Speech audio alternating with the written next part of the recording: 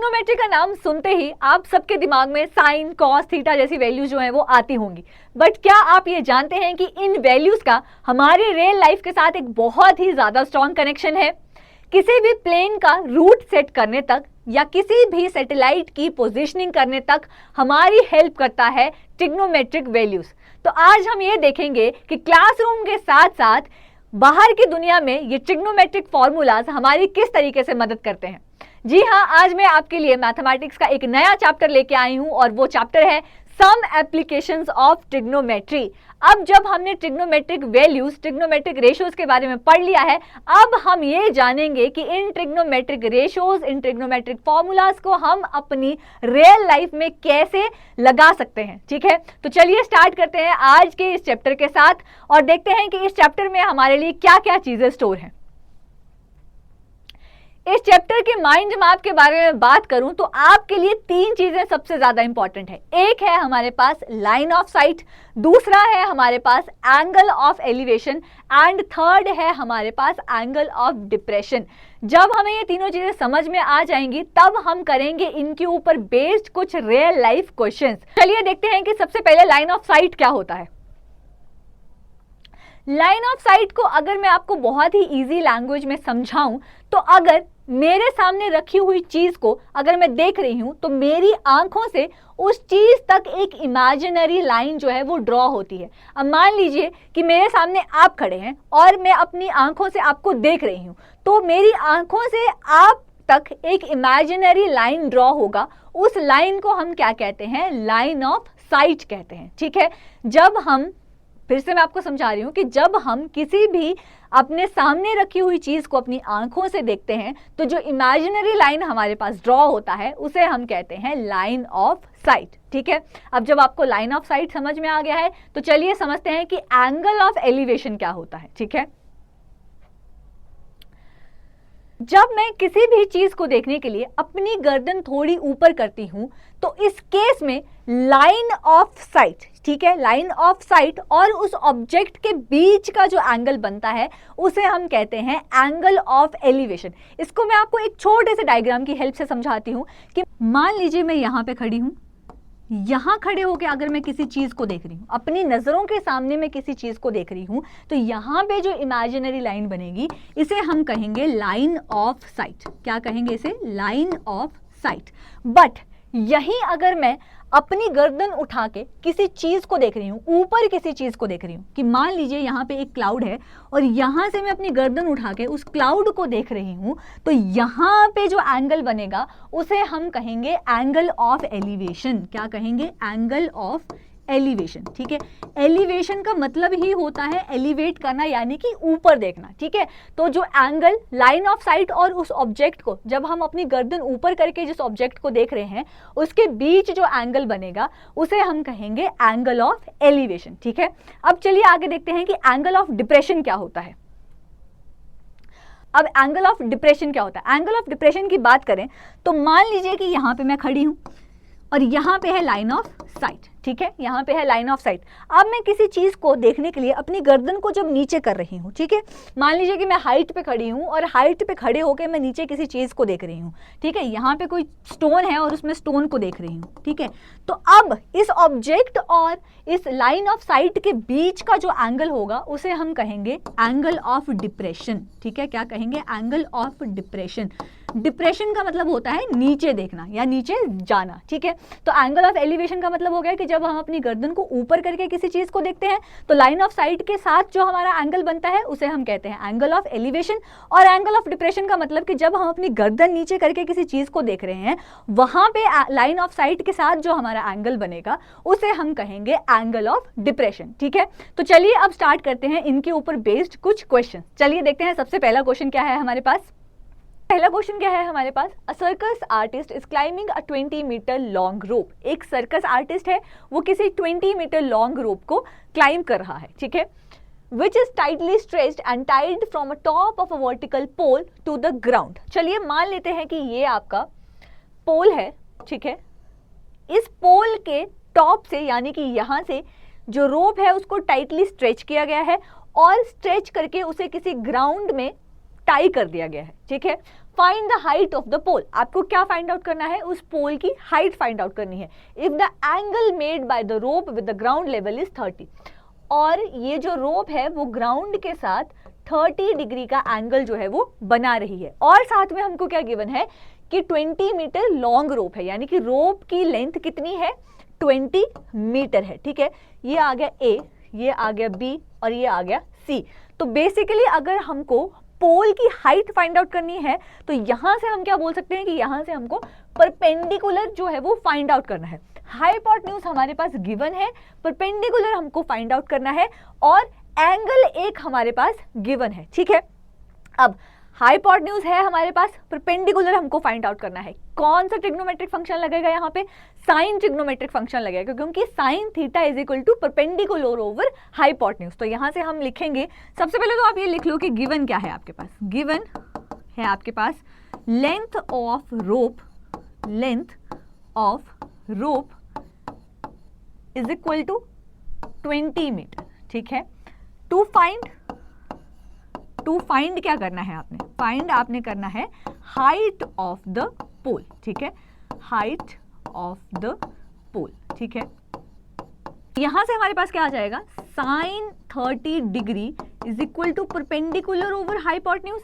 Perpendicular हमको find out करना है, उसको हम एज इट इज ही रहने देंगे, ठीक है। परपेंडिकुलर क्या है हमारे पास, AC है, इसको हमने एज इट इज ही रहने दिया। हाइपोटेन्यूज हमारे पास गिवन है, दैट इज AB हमारे पास गिवन है, कितना, 20 मीटर गिवन है, ठीक है। अब साइन 30 डिग्री की वैल्यू क्या होती है, उसके लिए आपको टेबल या तो बनाना आना चाहिए, या फिर आपको सारी वैल्यूज जो है वो याद होनी चाहिए। तो साइन 30 डिग्री की वैल्यू हमारे पास होती है 1/2, ठीक है, 1/2। तो यहाँ से आपके पास आ गया AC ओवर 20 मीटर, और यहाँ से हम लिख सकते हैं कि AC is equal to 20/2 is equal to 10 metre, यानी कि उस पोल की हाइट हमारे पास कितनी आ गई, 10 मीटर आ गई, और यही हमने फाइंड आउट करना था। चलिए आगे देखते हैं कि आगे क्या क्वेश्चन है हमारे पास। क्वेश्चन नंबर 2 है हमारे पास, a tree breaks due to a storm. एक ट्री है वो किसी स्टॉर्म की वजह से, यानी किसी तूफान की वजह से टूट जाता है, and the broken part bend so that the top of the tree touches the ground making an angle 30 degree with it। अब वो ट्री जो है, मान लीजिए आपका ट्री है, अब वो इस तरीके से टूटता है कि जब वो टूट के ऐसे बेंड होता है तो वो ग्राउंड के साथ 30 डिग्री का एंगल बनाता है, ठीक है। The distance between the foot of the tree to the point where the top touches the ground is 8 metre, ठीक है। मैं आपको फिगर की हेल्प से समझाती हूँ कि मान लीजिए ये आपका ट्री है, ठीक है। अब ये ट्री जो है वो टूट गया, और टूट के उसने ग्राउंड के साथ जो है वो 30 डिग्री का एंगल बना दिया, ठीक है। अब यहाँ पे ट्री और यहाँ पे ये टूट के गिरा है, यहाँ से लेके यहाँ तक का जो डिस्टेंस है वो कितना दिया है इन्होंने, 8 मीटर दिया है, ठीक है। तो find the height of the tree, आपको फाइंड क्या करना है, उस ट्री की जो है हाइट आपको फाइंड आउट करनी है। तो ये है A, ये है B और ये है C। अब पहले तो लिखिए कि गिवन क्या है हमारे पास, गिवन है हमारे पास,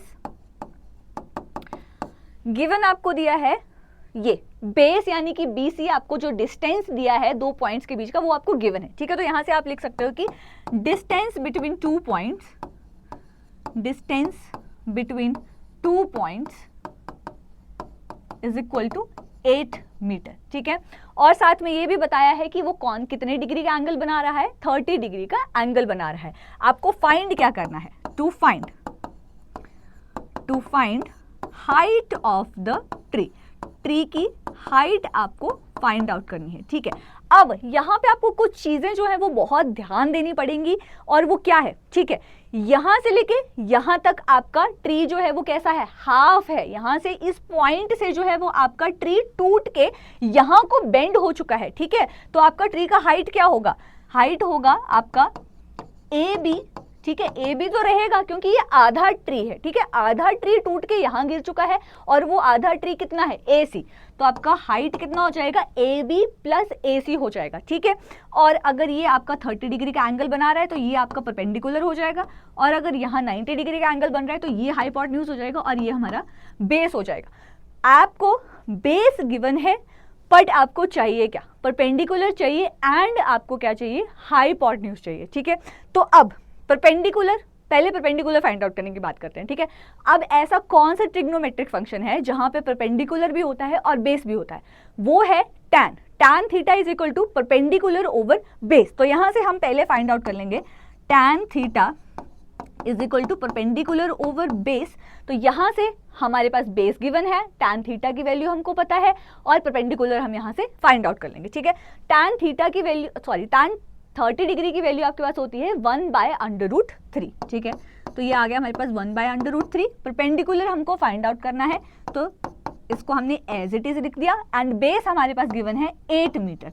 यहां से हम लिख सकते हैं कि ए भी आपके पास कितना आ जाएगा 8/√3 जो है वो आपके पास बेस आ जाएगा, ठीक है। या फिर आप इसको रैशनलाइज कर सकते हैं √3 के साथ और यहां से हमारे पास ए बी कितना आ गया 8√3/3 मीटर हमारे पास जो है वो परपेंडिकुलर की वैल्यू आ गई, ठीक है। अब परपेंडिकुलर हमारे पास आ गया है, अब हमको क्या फाइंड आउट करना है, हाइपोटेन्यूज हमको फाइंड आउट करना है, ठीक है। तो चलिए करते हैं हाइपोटेन्यूज फाइंड।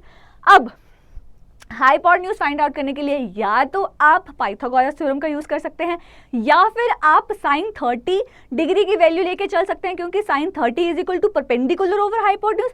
sin 30 की वैल्यू हमको पता है, परपेंडिकुलर हमारे पास गिवन है, हाइपोटेन्यूज हम वहां से फाइंड आउट कर सकते हैं, ठीक है। तो आपको जो भी तरीका ठीक लगे आप उस तरीके से वैल्यू फाइंड आउट कर सकते हैं। यहां पे हम sin 30 डिग्री का वैल्यू लेके चलेंगे, ठीक है। Now sin 30 degree is equal to perpendicular over hypotenuse, ठीक है। sin 30 डिग्री का वैल्यू हमारे पास होता है 1/2। तो यहां से हमने लिख दिया 1/2। परपेंडिकुलर का हमने वैल्यू निकाला, वो कितना फाइंड आउट किया था हमने 8√3/3, ठीक है। 8√3/3 ओवर हाइपोटेन्यूज, ठीक है।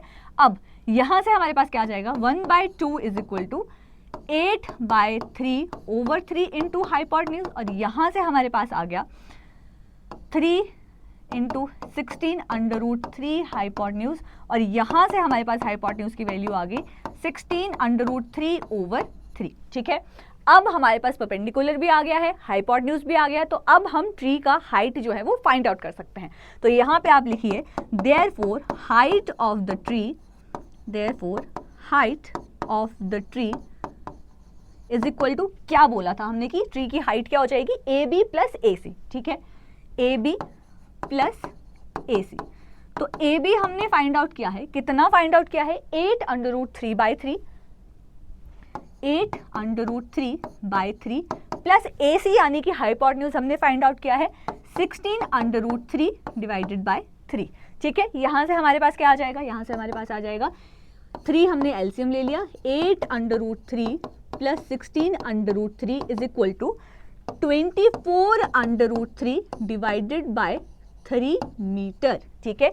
तो आपकी ट्री की हाइट कितनी आ गई हमारे पास 24√3 डिवाइडेड बाय 3 मीटर जो है वो आपकी ट्री की हाइट आ गई, ठीक है। आई होप कि आपको ये क्वेश्चन समझ में आ गया होगा। चलिए आगे देखते हैं कि आगे कौन सा क्वेश्चन है हमारे पास। मैं आपके लिए लाई हूं एक बहुत ही ज़्यादा इंपॉर्टेंट अनाउंसमेंट और वो ये है कि इस दिवाली फेस्टिव सीजन पर अनअकैडमी सारी CBSE सब्सक्रिप्शन के ऊपर लाया है फ्लैट 50% ऑफ। तो अगर आप भी अपनी तैयारी को टॉप लेवल पर लेके जाना चाहते हैं तो आप इस लिमिटेड पीरियड ऑफर का फ़ायदा उठा सकते हैं और आपको मिलेगा 50% ऑफ। इसको अवेल करने के लिए आपको सब्सक्रिप्शन लेते टाइम एक कोड यूज करना है, दैट इज अनलॉक, UNLOCK। इस कोड को यूज करते ही आपको CBSE की सारी सब्सक्रिप्शन के ऊपर मिलेगा फ्लैट 50% ऑफ, ठीक है। तो चलिए आगे देखते हैं आगे क्या सवाल है हमारे पास। क्वेश्चन है हमारे पास the angle of elevation of the top of tower from a point on the ground which is 30 meter away from the foot of the tower is 30 degree. Find the height of the tower. ठीक है, मैं आपको बहुत easy language में समझाती हूँ कि इस क्वेश्चन का मतलब क्या है, ठीक है।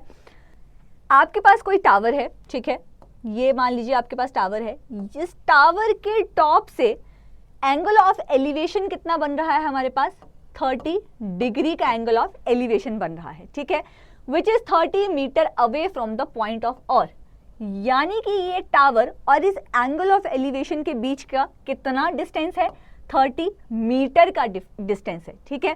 तो अब आपको फाइंड आउट क्या करना है, टावर का हाइट फाइंड आउट करना है, ठीक है। इसको हमने मान लिया A, इसको हमने मान लिया B और इसको मान लिया हमने C, ठीक है। आपके पास ये बेस गिवन है और ये परपेंडिकुलर है और ये हाइपोटेन्यूज है। तो अगर आपको हाइट फाइंड आउट करना है टावर का तो बेसिकली हमको परपेंडिकुलर फाइंड आउट करना पड़ेगा, ठीक है। अब बेस हमारे पास गिवन है, परपेंडिकुलर हमको फाइंड आउट करना है, एंगल ऑफ एलिवेशन हमारे पास है, तो कौन सा ट्रिग्नोमेट्रिक रेशियो यहाँ पे हम लगा सकते हैं, tan थीटा लगा सकते हैं, क्योंकि tan theta is equal to perpendicular over base, ठीक है। तो यहां से तो सबसे पहले लिखिए कि गिवन क्या है आपके पास, गिवन आपके पास ये है कि the distance between 2 points is, the distance between 2 points is equal to कितना दिया है, 30 मीटर आपको दिया है। फाइंड क्या करना है आपने, to find height of the tower, ठीक है। क्या फाइंड आउट करना है, टावर का हाइट आपको फाइंड आउट करना है, ठीक है। लेके चलेंगे tan 30 लेके चलेंगे हम, tan 30 degree is equal to perpendicular over base. tan 30 degree का वैल्यू हमारे पास होता है 1/√3। परपेंडिकुलर फाइंड आउट करना है, यानी कि हमको ए बी फाइंड आउट करना है। बेस हमें दिया है कितना, 30 हमको दिया है, ठीक है।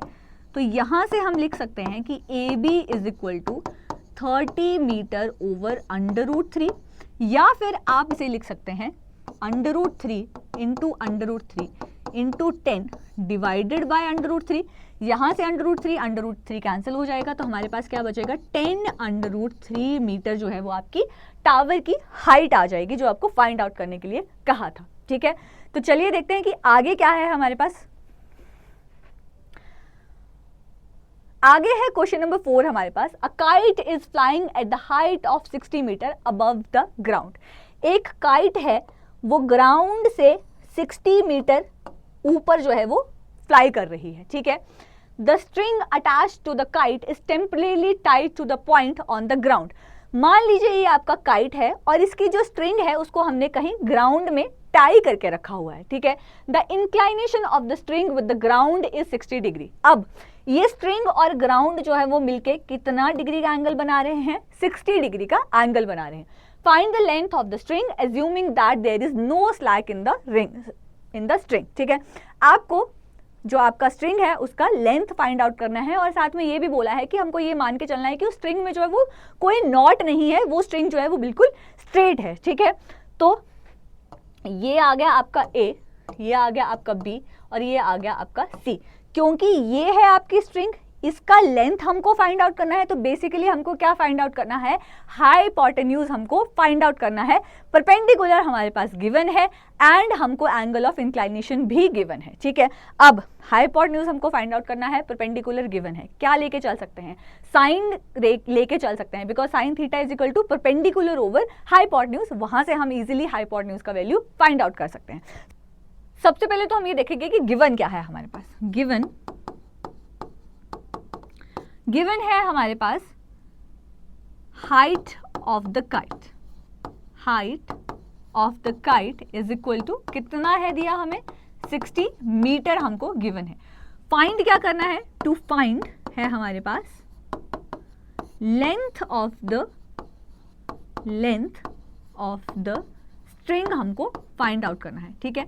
कौन सा ट्रिग्नोमेट्री रेशियो हम लेके चलेंगे, साइन 60 डिग्री जो है वो हम लेके चलेंगे, that is equal to perpendicular over hypotenuse. Sine 60 degree का वैल्यू हमारे पास होता है √3/2, ठीक है। तो हमारे पास आ गया √3/2। परपेंडिकुलर हमको दिया है 60 मीटर, हाइपोटेन्यूज यानी कि AC हमको फाइंड आउट करना है, ठीक है। तो यहां से हमारे पास आ गया AC is equal to 120 metre over √3, ठीक है। तो ये आ गई आपकी स्ट्रिंग की लेंथ जो हमको फाइंड आउट करने के लिए कहा था। तो चलिए आगे देखते हैं कि आगे क्या क्वेश्चन है हमारे पास। अब क्वेश्चन क्या है हमारे पास, 1.5 metre tall boy is standing at some distance from a 30 metre tall building. मान लीजिए कि आपके पास ये एक मान लीजिए कि आपके पास ये एक टॉल बिल्डिंग है जिसकी हाइट आपको दी है 30 मीटर।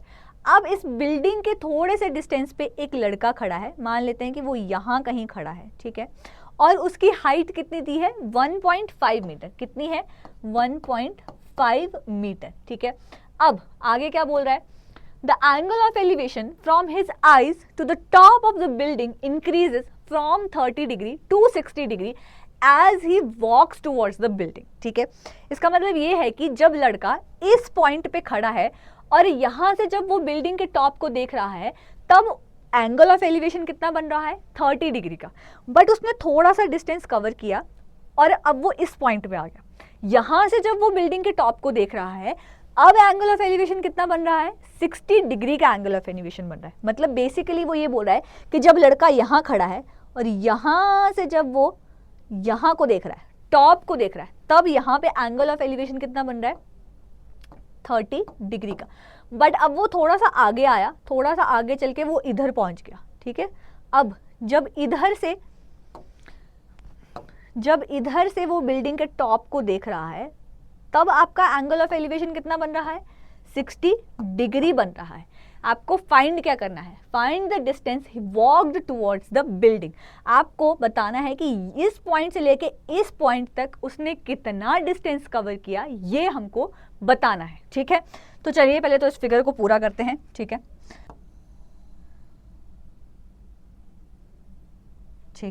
अब यहाँ पे ध्यान रखने वाली बात इंपॉर्टेंट ये है कि बिल्डिंग की हाइट तो 30 मीटर है बट उस लड़के की हाइट भी कितनी दी है 1.5 मीटर दी है। और एंगल ऑफ एलिवेशन कहाँ से बन रहा है, उसकी आंखों से बन रहा है, यानी कि लाइन ऑफ साइट से बन रहा है। अगर एंगल ऑफ एलिवेशन यहाँ से बन रहा है तो ये वाला डिस्टेंस भी तो हमको कवर करना पड़ेगा ना, जो बिल्डिंग का और उस लड़के की आंखों तक का जो हाइट है वो भी तो हमको कवर करना पड़ेगा। अब मेन बात ये है, इसको हमने नाम दे दिया ए, इसको हमने नाम दे दिया ए, इस पॉइंट को नाम दे दिया बी, इसको दे दिया सी, इसको डी, इसको एक्स, इसको वाई एंड इसको जेड हमने नाम दे दिया। अब हाइट कितनी है बिल्डिंग की, दैट इज ए एक्स कितना है आपके पास 30 मीटर है। बॉय का हाइट कितना है, यानी कि डी जेड कितना है आपके पास 1.5 मीटर है। तो यहाँ से ए बी कितना आ जाएगा, ए बी आपके पास आ जाएगा A X minus D Z is equal to, यानी कि 30 metre minus 1.5 metre is equal to 28.5 metre. अब ए बी निकालना हमारे लिए इंपॉर्टेंट क्यों हो गया, क्योंकि हमको ये याद रखना है कि angle of elevation line of site से बन रहा है, आंखों से बन रहा है, पाँव से नहीं बन रहा। ठीक है, इसलिए हमको ए बी जो है वो फाइंड आउट करना नेसेसरी है। तो जहाँ से हमने ए बी फाइंड आउट कर लिया, अब देखते हैं कि उसने कितना डिस्टेंस कवर किया। बेसिकली हमको क्या फाइंड आउट करना है, डी सी हमको फाइंड आउट करना है। ठीक है, डी सी या फिर हम बोल सकते हैं कि वाई जेड हमको जो है वो फाइंड आउट करना है। तो चलिए देखते हैं कि कैसे फाइंड आउट कर सकते हैं। हाँ जी, अब यहाँ पे सबसे पहले हम लेके चलेंगे ट्रायंगल ए बी डी। यहाँ पे लिखो in triangle A B D. ठीक है, ए बी डी हमको फाइंड क्या करना है, बी डी फाइंड आउट करना है हमको, यानी कि बेसिकली बेस हमको फाइंड आउट करना है। तो अब बी डी कैसे फाइंड आउट कर सकते हैं, यहाँ पे हमको क्या दिया है, ये परपेंडिकुलर है हमारे पास 28.5 निकाला है हमने, भूलना मत, ए बी डी की बात कर रहे हैं। तो ए बी हमने कितना निकाल लिया 28.5, यानी कि परपेंडिकुलर है हमारे पास। बेस हमको निकालना है, एंगल ऑफ एलिवेशन हमको दिया है 30 डिग्री, तो कितना हो जाएगा, परपेंडिकुलर है, बेस फाइंड आउट करना है तो tan आ जाएगा हमारे पास। tan 30 degree is equal to perpendicular over base. अब tan 30 डिग्री का वैल्यू कितना होता है हमारे पास 1/√3। ठीक है, परपेंडिकुलर कितना है 28.5 और बेस यानी कि बी डी हमको फाइंड आउट करना है। तो यहाँ से बी डी कितना आ गया हमारे पास, बी डी हमारे पास आ गया, B D is equal to 28.5/√3 metre. ठीक है, अब बी डी हमने निकाल लिया यहाँ से। अब क्या निकालेंगे हम, अब हम ट्रायंगल लेके चलेंगे इन ट्रायंगल ए बी सी। ठीक है, अब हमने ले लिया triangle in triangle A B C. ठीक है, अब बी सी हमको फाइंड आउट करना है। अगेन परपेंडिकुलर हमारे पास गिवन है, अगेन हमको बेस फाइंड आउट करना है, बट इस बार एंगल ऑफ एलिवेशन 30 की जगह कितना हो जाएगा 60 हो जाएगा। तो हम दोबारा से tan लेके चलेंगे, बट tan 30 नहीं, tan 60 लेके चलेंगे, परपेंडिकुलर ओवर बेस।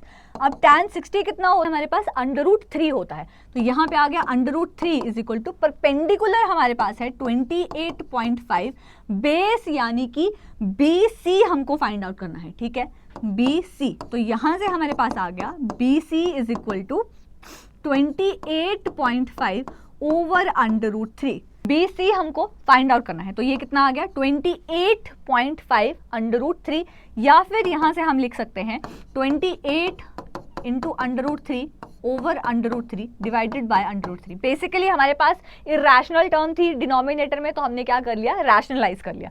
तो यहां से हमारे पास क्या आ जाएगा 28.5 अंडर रूट 3 डिवाइडेड बाय 3 जो है वो हमारा क्या आ गया, बेस हमारे पास आ गया। ठीक है, अब हमको चाहिए क्या, हमको चाहिए CD चाहिए हमको।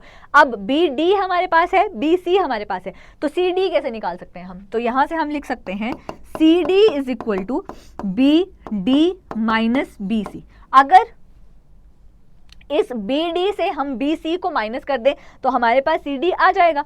तो चलिए देखते हैं कि BD कितना है हमारे पास 28.5 under root 3 minus 28.5 under root 3 divided by 3। ठीक है, यहाँ से हमने 28.5 अंडर रूट 3 कॉमन ले लिया, अंदर बचा 1 माइनस 1/3।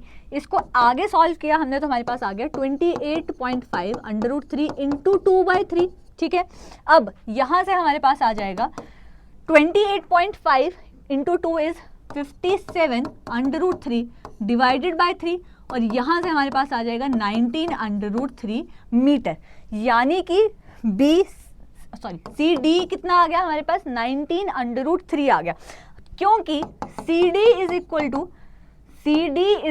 To YZ। तो यहाँ से हमारे पास YZ की वैल्यू कितनी आ गई 19.3 मीटर, यानी कि उस लड़के ने कितना डिस्टेंस कवर किया 19 अंडर रूट 3 मीटर जो है वो उसने कवर किया। ठीक है, चलिए आगे देखते हैं, आगे क्या है हमारे पास, क्वेश्चन क्या है हमारे पास, from a point on the ground the angles of elevation of the bottom and top of a transmission tower fixed at a top of a 20 metre high building are 45 degree and 60 degree respectively, find the height of the tower. ठीक है, बहुत simple तरीके से मैं आपको with the help of diagram इस question को समझाती हूँ। ठीक है, मान लीजिए आपके पास ये बिल्डिंग है, ये बिल्डिंग का हाइट आपको दिया है 20 मीटर। ठीक है, इस बिल्डिंग के टॉप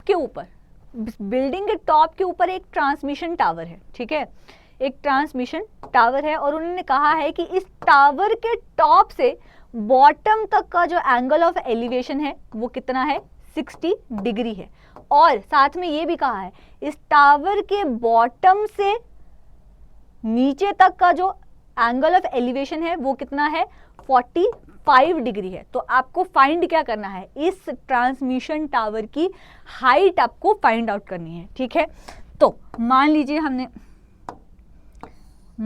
इसको नाम दे दिया A, B, C and D। ठीक है, अब आपको फाइंड क्या करना है, AB आपको फाइंड आउट करना है, BC आपको गिवन है। ठीक है, अब AB कैसे फाइंड आउट कर सकते हैं, यहां से हम AB फाइंड आउट कर सकते हैं AC माइनस BC।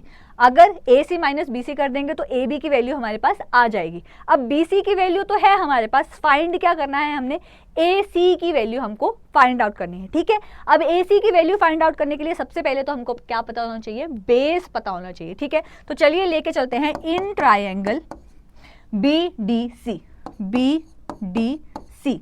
हाँ जी, इन ट्रायंगल BDC लेके चलेंगे। यहाँ पे एंगल ऑफ एलिवेशन कितना है 45 डिग्री, यहाँ पे हमको परपेंडिकुलर गिवन है, बेस हमको फाइंड आउट करना है। तो कौन सा ट्रिग्नोमेट्री रेशियो लेके चलेंगे, tan लेके चलेंगे, because tan theta is equal to perpendicular over base. ठीक है, तो यहाँ पे tan 45 degree is equal to perpendicular over base आ जाएगा। 45 डिग्री की tan 45 degree is 1 and perpendicular हमारे पास दिया है 20 मीटर। बेस हमको फाइंड आउट करना है, यानी CD हमको फाइंड आउट करना है। तो यहाँ से CD कितना आ गया हमारे पास 20 मीटर आ गया। ठीक है, ये कितना आ गया 20 मीटर आ गया। अब हम कौन सा ट्राइंगल लेके चलेंगे, ACD ट्राइंगल लेके चलेंगे। नाउ इन ट्राइंगल ACD, यहाँ पे एंगल ऑफ एलिवेशन कितना है 60 डिग्री है। फाइंड क्या करना है हमको, AC फाइंड आउट करना है, बेस हमारे पास है, परपेंडिकुलर हमको फाइंड आउट करना है।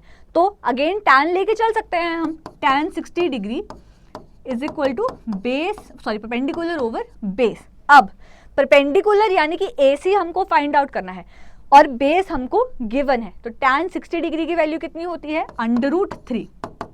यहाँ से आ गया AC ओवर 20 और यहाँ से AC की वैल्यू आ गई 20√3 मीटर। ठीक है, अब हमारे पास AC भी है, BC भी है, यहाँ से हम AB की वैल्यू फाइंड आउट कर सकते हैं। तो आगे लिखिए now AB is equal to AC minus BC। ठीक है, AC माइनस BC, AC कितना है हमारे पास 20√3 एंड BC कितना है हमारे पास 20 है। ठीक है, तो ये आ गया हमारे पास AB is equal to 20√3 minus 20, यहाँ से आ गया 20 इंटू √3 माइनस 1 मीटर, यानी कि AB मतलब यानी कि आपका टावर का हाइट कितना आ गया, height of tower is equal to 20√3 minus 1 metre जो है वो आपका टावर का हाइट आ गया और यही हमको फाइंड आउट करना था। ठीक है, आगे देखते हैं क्वेश्चन क्या है हमारे पास। A statue 1.6 metre tall stands on the top of a pedestal. ठीक है, ये कोई पेडेस्टल है आपके पास। ठीक है, इस पेडेस्टल के ऊपर एक स्टैच्यू है। ठीक है, इस पेडेस्टल के ऊपर एक स्टैच्यू है जिसका हाइट आपको दिया है कितना, 1.6 मीटर दिया है। ठीक है, from a point on the ground the angle of elevation of the top of the statue is 60 degree. ठीक है, ग्राउंड से यानी कि यहाँ कोई ग्राउंड में एक पॉइंट है, यहाँ से स्टैच्यू के टॉप को अगर हम देखें तो यहाँ पे एंगल ऑफ एलिवेशन कितना बन रहा है, 60 डिग्री बन रहा है। ठीक है, and from the same point the angle of elevation of top of the pedestal, और यहाँ सेम पॉइंट से जब हम इस पेडेस्टल के टॉप को देख रहे हैं तब हमारे पास एंगल कितना बन रहा है, 45 डिग्री बन रहा है। एंगल ऑफ एलिवेशन कितना बन रहा है, 45 डिग्री बन रहा है।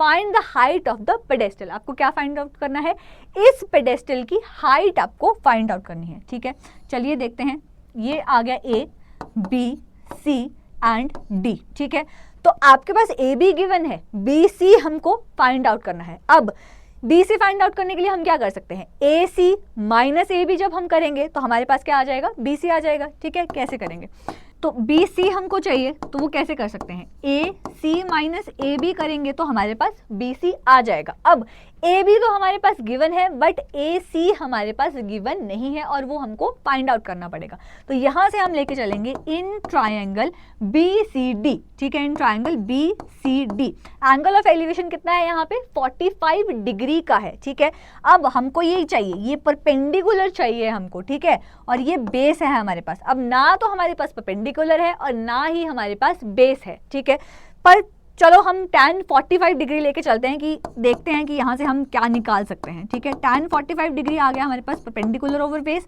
tan 45 डिग्री इज 1, परपेंडिकुलर क्या है, BC, बेस क्या है, CD है हमारे पास बेस। ठीक है, तो यहाँ से हमारे पास आ गया CD is equal to BC और इसको हमने नाम दे दिया इक्वेशन 1। ठीक है, अब हम दूसरा ट्रायंगल लेके चलेंगे, इन ट्रायंगल कौन सा, ACD, इन ट्रायंगल ACD। अब यहाँ से हम क्या करेंगे, यहाँ से हमारे पास CD BC के बराबर आ गया है। ठीक है, क्या फाइंड आउट करेंगे, AC हमको फाइंड आउट करना है। ठीक है, यानी कि बेस है हमारे पास, परपेंडिकुलर हमको फाइंड आउट करना है। ठीक है, तो यहाँ से हम लेके चलेंगे tan 60 degree is equal to perpendicular over base, perpendicular over base. tan 60 degree की वैल्यू √3, परपेंडिकुलर कितना है हमारे पास, AC है हमारे पास। ठीक है, AC,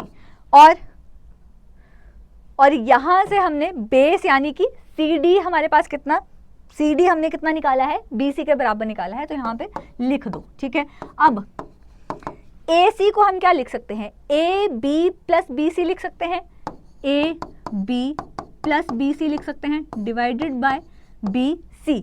अब AB की वैल्यू है हमारे पास 1.6 है, कितनी है AB की वैल्यू, ये आ गया हमारे पास 1.6 प्लस BC ओवर BC है।